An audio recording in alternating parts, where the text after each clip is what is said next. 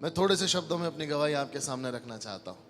मैं जानता हूँ आप सभी लोग परमेश्वर के चुने हुए हैं। प्रभु ने आप सभी को आशीषित किया है, बचाया है और आपके जीवन में गवाही है। लेकिन मैं भी अपनी गवाही से प्रभु को महिमा देना चाहता हूँ। हालेलुया। सुनना चाहेंगे आप? मेरा नाम मार्क त्रिभुवन है और मैं मुंबई में पला बड़ा हूँ। मेरा जन्म मुंबई का है। मेरे मम्मी पापा मसीह परिवार से आते हैं और मेरा जन्म ही मसीह परिवार में हुआ।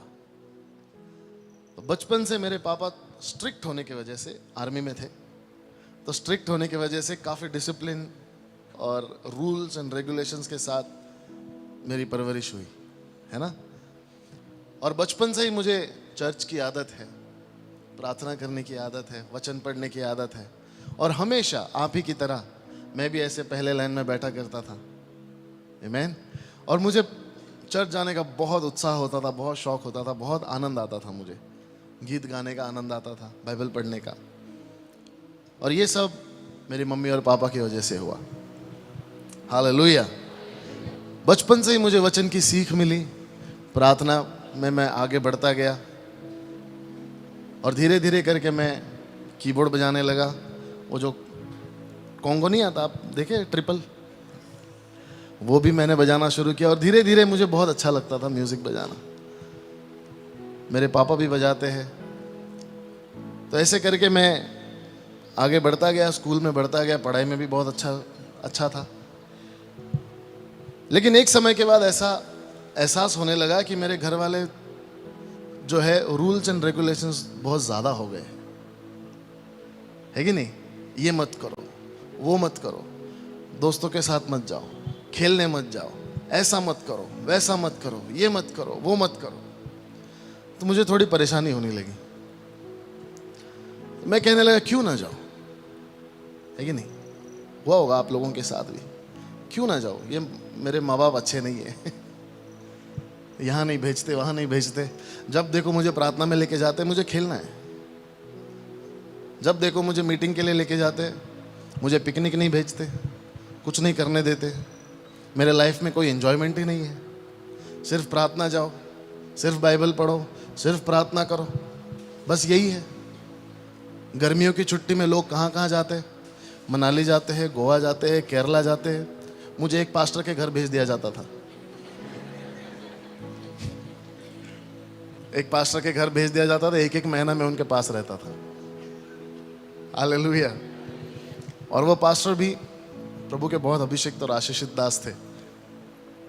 सुबह सुबह 3 बजे उठा देते थे, चलो प्रार्थना करनी है, चलो बाइबल पढ़ना है। सुबह 3 बजे, 12 बजे तो मैं सोया हूं। परेशानी होने लगी थोड़ी सी, ये क्या जिंदगी है, मुझे नहीं अच्छा लगता था। थोड़ी सी घुटन सी महसूस होती है। फिर धीरे धीरे जैसे मैं बड़ा हो गया, मेरे दोस्त बन गए। और ये मुकाम जो होता है जिंदगी में, सबसे खतरनाक मुकाम होता है, जब आपके दोस्त बनने लग जाए। तो कुछ मेरे दोस्त बन गए जिन्होंने मुझे 7वीं में सिगरेट पीना सिखाया। जब मैं 7वीं में था, 7th में, मैंने सिगरेट पीना शुरू किया ऐसी। और धीरे धीरे मैंने देखा कि मेरे दोस्त मुझे किसी भी बात के लिए मना नहीं करते। घर पे सारी चीजों के लिए मना करते, दोस्त कभी नहीं मना करते। कितने अच्छे हैं, है कि नहीं। दोस्त कभी भी मना नहीं करते। और मैं उनके साथ बहुत मजे करता था।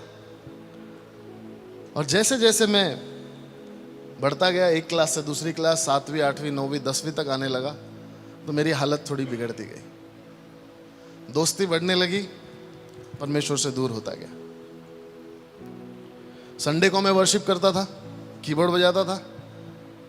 जैसी चर्च से बाहर आ जाए, दोस्त, और फिर उसके बाद सिगरेट पियो, फिर शराब पियो, और धीरे धीरे करके ड्रग्स की भी आदत लग गई।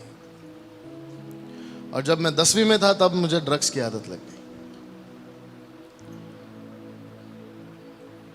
बहुत अच्छा लगता था मुझे जब मेरे साथ 8-10 लोग घूमते थे मुंबई के सड़कों पे। आप जानते हैं मुंबई शहर, वहाँ पर बड़े बड़े लोगों से दोस्ती होना बहुत बड़ी बात मानी जाती है, और मेरे दोस्त भी होते थे सारे गुंडे और लफंगे, जिनके साथ रहकर मुझे ऐसा लगता था कि ये मुझे किसी भी हालात से बचा लेंगे, मुझे छुड़ा लेंगे, मेरे लिए लड़ लेंगे ये लोग, है कि नहीं। एक होता है कि ये मेरे साथ है, ये भाई मेरे साथ है। मुंबई में भाई लोग होते हैं, यहाँ पर पता नहीं, मुंबई के भाई लोग होते हैं।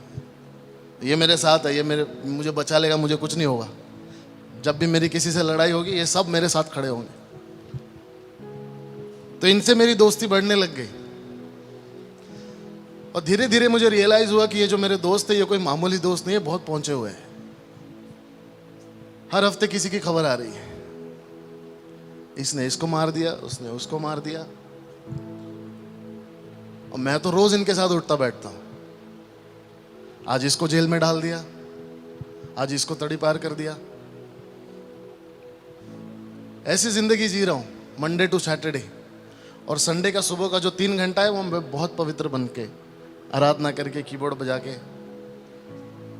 अगर आप मुझे संडे को देखोगे आप यकीन नहीं करोगे आप वही मंडे वाला मार्क है, और अगर आप मंडे को देखोगे तो यकीन नहीं करोगे ये वही है जो आराधना करता है। हालेलुया। वो ढोलकी की तरह डबल हो गया था मैं, यहां से भी यहां से भी। Praise the Lord. और धीरे धीरे करके ये ड्रग्स की आदत मुझे खाने लगी। आमीन। एक बार जब हम नशे में थे तो हमने बहुत ज़्यादा नशा कर ली, और एक समय ऐसा आ गया कि मुझे जो है वो ड्रग्स उसका असर नहीं होता था, मुझे नशा नहीं होती थी। तो उसके लिए दूसरे तरीके हम ढूंढते थे कि इसको और एनहेंस करने के लिए, इसको बढ़ाने के लिए हम और क्या किया जाए। तो कोई शराब पी रहा है, तो कोई और ड्रग्स ले रहा है, तो कोई कुछ और कर रहा है। तो मेरे एक दोस्त था, उसने अपने पॉकेट में से एक टैबलेट का पैकेट निकाला, पता नहीं कहाँ से लाया था, उसमें से 2 गोलियां ली, उसने खा ली। दोपहर का समय था, उसने खा ली और वो ऐसे लेट गया। हम अपने घर चले गए, रात को फिर आए, देखे तो वो लेटा हुआ है। तो हमने कहा दोपहर को उठा होगा, सो के वापस कुछ पी के वापस सो गया होगा। फिर हम घर चले गए, दूसरे दिन सुबह हम आए तो देखा तो फिर भी लेटा हुआ है। तो हमने आजू बाजू वाले से पूछा ये क्या हुआ है। कह रहा है भैया ये कल से उठा ही नहीं है, शाम हो गई उठा नहीं है। 2 दिन तक वो लड़का वही पड़ा था। और तब परमेश्वर की आत्मा ने मुझसे बात करना शुरू किया कि ये गलत है, ये सही नहीं है।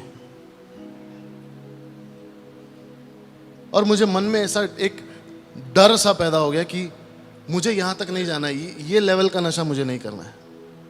2-2, 3-3 दिन तक पड़े रहो, ये अच्छी बात नहीं है। Hallelujah, hallelujah. मैं अपने आप से नफरत करने लगा कि ये मैंने क्या कर दिया।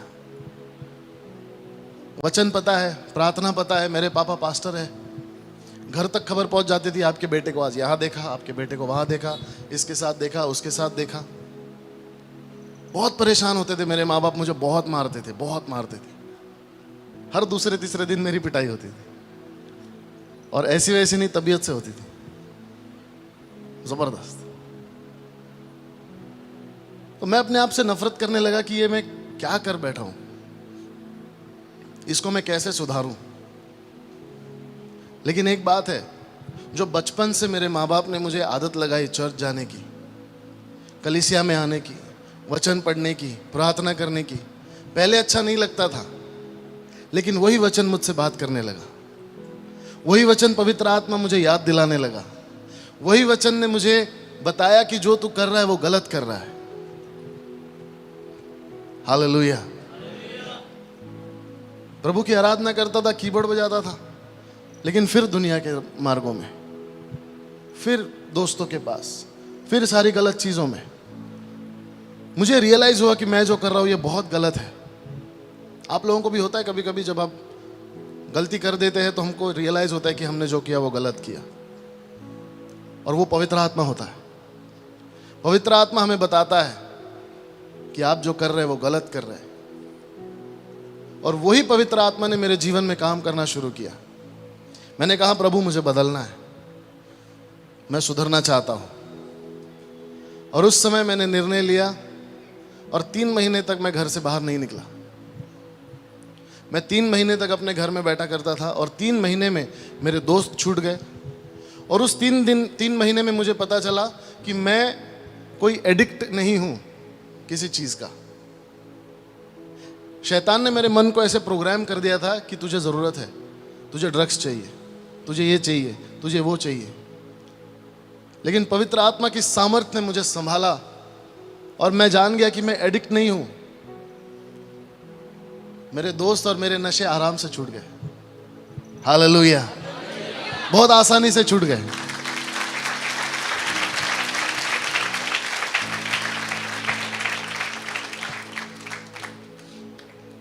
और जिस जगह पर हम ड्रग्स लेने के लिए जाते थे, आज परमेश्वर ने उसी एरिया में मुझे एक सेवकाई दी है।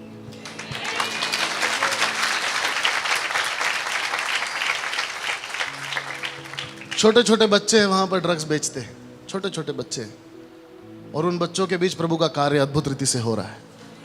हालेलुया। और हमारा विश्वास है कि आने वाली पीढ़ी जो है ये ड्रग्स फ्री पीढ़ी होने वाली है। आमीन, ये मेरा विश्वास है। उस समय 3 महीने में परमेश्वर ने अद्भुत रीति से मेरा इस्तेमाल किया और 3 महीने तक मैं कुछ भी नहीं करता था। मैं सिर्फ अपना कीबोर्ड और मैं दिन के 8-8, 10-10, 9-9 घंटे कीबोर्ड बजाता था। कभी कभी 12 घंटे, 14 घंटे बस कीबोर्ड बजाता था, सिर्फ इसी रीजन से कि मुझे बाहर नहीं जाना है, मुझे दोस्तों से नहीं मिलना है।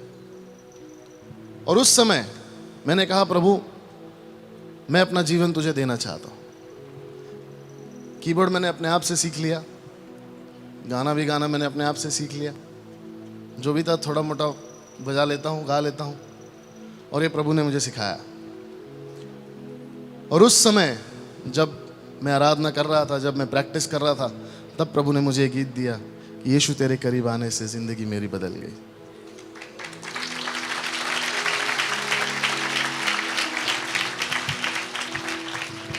और उस गीत ने मेरे जीवन को बदल दिया। हालेलुया। उस गीत के जरिए मैंने परमेश्वर की महिमा की, प्रभु को आदर दिया। और एक ही गीत मैंने लिखा था, हमारी टीम ने मिलकर उसको बनाया, उसको लिखा। और उसके बाद 3 साल तक मैंने इस गीत को कहीं नहीं गाया। 3 years, 3 साल तक ये गीत मेरे पास ही था, क्योंकि ये मेरा पर्सनल टेस्टमनी है, मेरी पर्सनल वर्शिप है परमेश्वर के लिए। 3 साल तक ऐसे किसी अगर चर्च में चला गया तो मैं गा देता था। हमारे चर्च में गाता था, छोटे मोटे जो घर की कलीसियाँ होती है वहाँ गाता था। तो किसी ने सुना और कहा कि आपको इसको रिकॉर्ड करना चाहिए। मैंने कहा मेरे पास पैसे नहीं है, इसको बनाने में काफ़ी खर्चा आता है। और उन ज़माने में एक सीडी आती थी, सीडी पता है आपको? एक सीडी आती थी ना, सीडी गानों की, आप लोगों ने घर में चलाई होगी, कार में चलाई होगी। तो उस सीडी में 7-8 गाने होते थे। अरे मेरा एक ही गाना है, मैं एक गाने के लिए क्या सीडी बनाऊंगा, और कहाँ से सीडी बनाऊंगा? लेकिन प्रभु की आत्मा की गाइडेंस के हिसाब से हम आगे चले। प्रभु ने हमें बताया क्या करना है, कैसे करना है, और इसका हमने वीडियो बनाने का सोचा। और जब वीडियो बनाया, शुरू हमने 0 से किया। मेरे पास 5,000 रुपये थे, उससे हमने शुरू किया। और चलते चलते 1 लाख रुपए तक हमने सिर्फ एक गाने के पीछे खर्चा कर दिया। 1 लाख रुपए, ये तकरीबन 6-7 साल पहले की बात है। तब शायद हम तभी मिले थे मेरे ख्याल, उसी दौरान 1 लाख रुपए तक मैंने खर्चा कर दिया। और जब गाना ख़त्म हो गया, पूरा बन गया, तो मुझे लगा कि मैंने बहुत बड़ी गलती कर दी, इतना पैसा मेरा चला गया। क्योंकि 1 लाख में तब पूरा एल्बम बन जाता था 6-6, 7-7 गाने का। जब मैंने ख़त्म किया तो मुझे लगा बहुत बड़ी गलती कर दी, ये मैंने नहीं करना चाहिए था। तो मैं थोड़ा निराश था, थोड़ा अपसेट था। फिर भी हमने उसको यूट्यूब पर डाला। 15 अगस्त के दिन हमने उसको रिलीज़ किया। और जब रिलीज़ किया तो पहले ही दिन 24 घंटे के अंदर उसके 25,000 व्यूज़ हो गए। 25,000 व्यूज़ इन 1 डे। 25,000 लोगों ने उसको देखा। तो मुझे थोड़ी तसल्ली मिली। और 2 महीने तक, 2-2.5 महीने तक ये सिलसिला चलता रहा। 25,000, 15,000, 20,000 लोग रोज़ उस गीत को देखते थे, रोज़ उसको सुनते थे। और धीरे धीरे ऐसा हुआ कि मुझे मैसेजेस आने लगे, कमेंट्स आने लगे। आप देखते ना यूट्यूब पर कमेंट आते हैं, फेसबुक पर मैसेज आते हैं। तो एक रात को मैं जब मैसेजेस स्क्रॉल कर रहा था तो उसमें मैंने एक नाम देखा जो मसीही नाम नहीं था। मैंने उस मैसेज को ओपन किया तो उसमें लिखा हुआ था, brother thank you for the song, very blessed, God bless you. मैंने उसको थैंक यू रिप्लाई करके मैं सो गया। दूसरी सुबह, अगली सुबह जब मैं उठा तो मैंने देखा कि उसी सिस्टर ने, उसी बहन ने लंबे मैसेजेस मुझे भेजे हुए हैं। और उस मैसेज को पढ़कर, सुनकर मैं हैरान रह गया। उसमें लिखा हुआ था कि ब्रदर मैं यूएई से हूं, अरब कंट्री से हूं, और मेरा जीवन खत्म हो गया था। मैं अपना जीवन खत्म करना चाहती थी। कुछ हालात ऐसे थे कि मैं जीना नहीं चाहती थी। और मैंने पूरी तैयारी की कि मैं आज रात को जब सब सो जाएंगे, शाम को, तब मैं अपना जीवन खत्म कर दूंगी। मेरे जीने का कोई मकसद ही नहीं है। उसने कहा कि जब मैं शाम की तैयारी कर चुकी थी, ऑलरेडी सारी तैयारी उसने कर ली, दोपहर को उसकी बड़ी बहन ने उसको ये फ़ोन में उससे कहा कि ये नया सॉन्ग आया तो इसको सुन। कुछ ही घंटों पहले की बात है। वो नया सॉन्ग उसने ईयरफोन्स डाला और जब उसने सुना तो उसके आंखों से आंसू आने लगे। उसने एक बार सुना, उसने 2 बार सुना, और वो बार बार उस गीत को सुनते गई। और जब उस गीत को सुन रही थी तो उस गीत ने उससे बात करना शुरू किया। और उसने कहा कि ब्रदर इस गीत की वजह से आज मैं जिंदा हूं। मैंने सुसाइड करने का निर्णय मेरा कैंसिल कर दिया।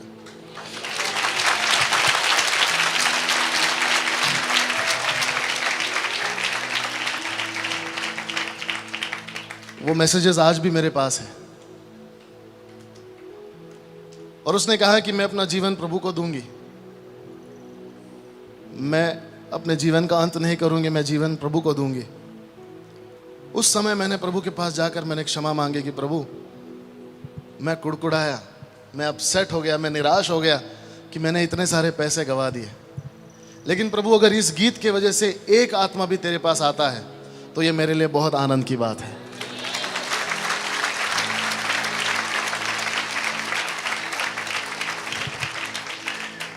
उस वक्त मैंने प्रभु से माफी मांगी और उसके बाद परमेश्वर ने अद्भुत रीति से कई सारे लोगों के जीवन में इस गीत के जरिए काम करना शुरू किया।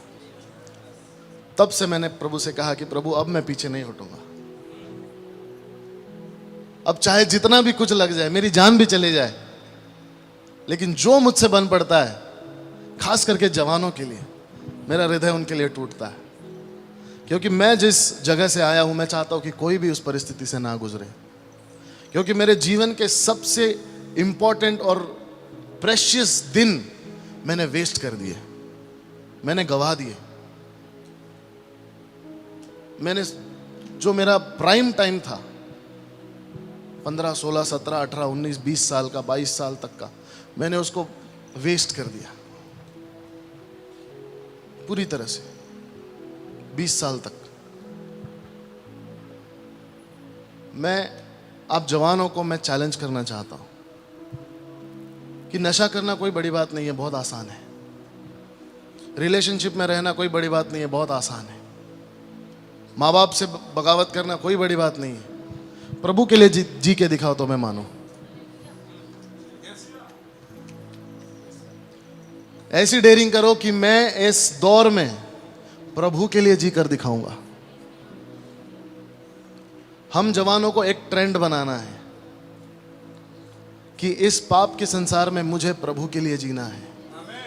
Hallelujah, hallelujah.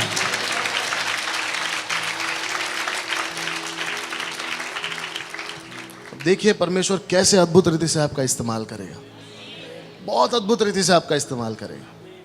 Hallelujah, hallelujah.